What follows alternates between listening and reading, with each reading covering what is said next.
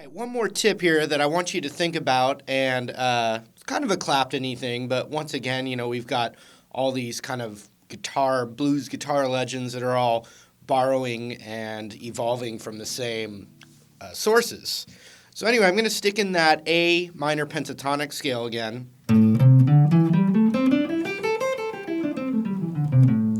But the lick this time that I want you to think about is a really nice repeating lick, which we like those a lot because we like to build motifs when we're soloing. And you can take any two notes really anywhere in any scale and do an idea like this. Or this.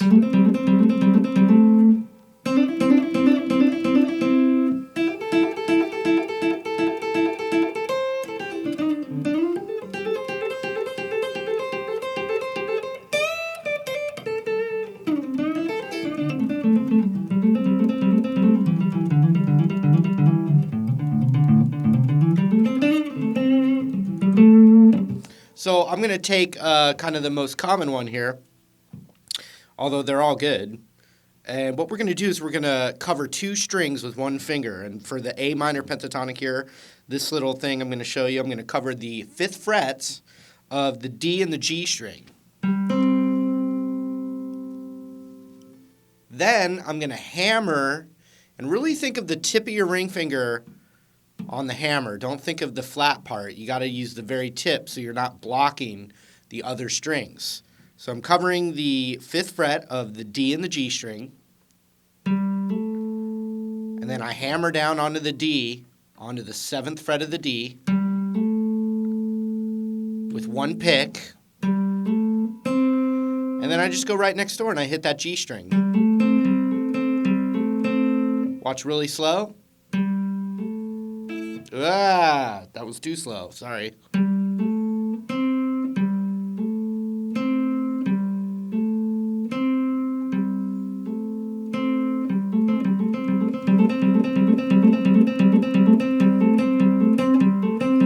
And I actually like to do the up strum on that hammer-on, and then a down strum onto that G string.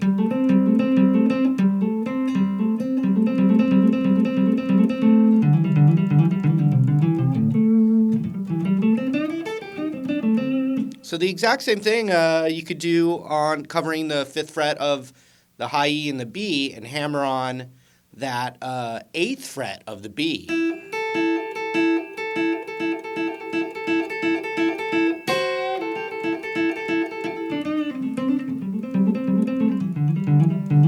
And then when you're going up that run,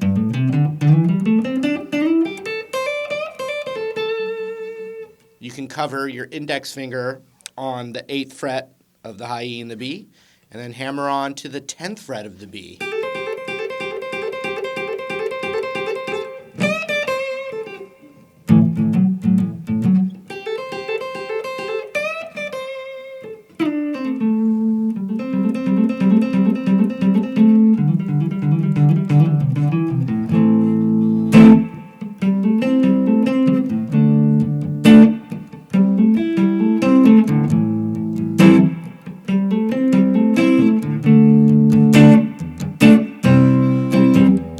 So it's throwing it into like a rhythmic part too.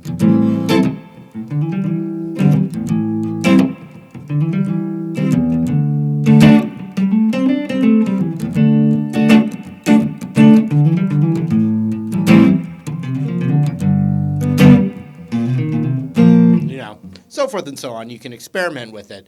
But the basic idea is, that hammer-on, covering a note.